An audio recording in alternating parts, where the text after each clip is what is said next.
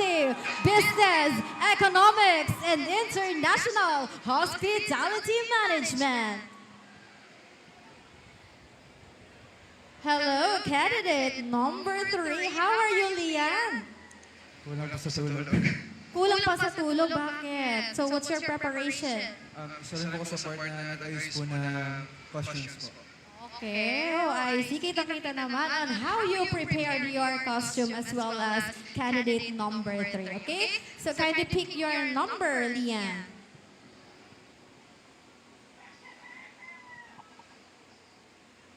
Okay, so you have chosen question number 2. So for the SDG of KABEM, so we have responsible consumption and production.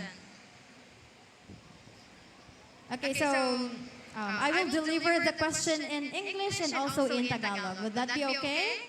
All right. So here's my question. Do you think ethical consumerism can influence corporate practices? Why or why not?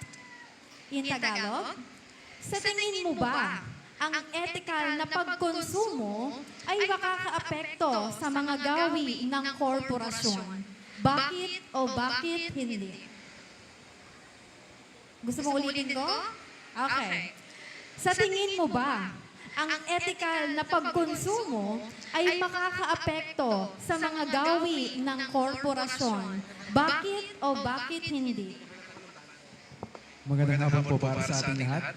Naniniwala po ako na ang malaking bagay ang pagkaalam sa ethical na pagkonsumo po para sa mga korporasyon. Halimbawa po nito, para sa mga korporasyon. Halimbawa po nito, para po sa mga korporasyon po tulad dito sa Nasugbu na nagsara na, ang ating Don Pedro po. Naniniwala po ako na kung ang mga workers po na ay maalam kumonsumo ng tama at hindi umaabuso sa mga sources na pwedeng pagkunan at hindi dinadaya, hindi inaabuso. Naniniwala po ako na sa simpleng bagay lamang po ay lalaki po at aangat ang ekonomiya po ng ating bansa. At sa pamagitan po nito, simula po sa aking sarili, tuturuan ko po ang aking mga anak kung magkakameron man po. Kung magkakameron man po, sisimulan ko po na ipangala po ang tamang pagkonsumo po simula po sa tamang paggamit po ng tubig, ng kuryente, at sa simpleng pagtapon po ng mga basura. At yun lamang po, maraming salamat. Napakagandang sagot mula kay candidate number 3. Okay, ikaw naman ate, kumusta ikaw? I am great, thank you.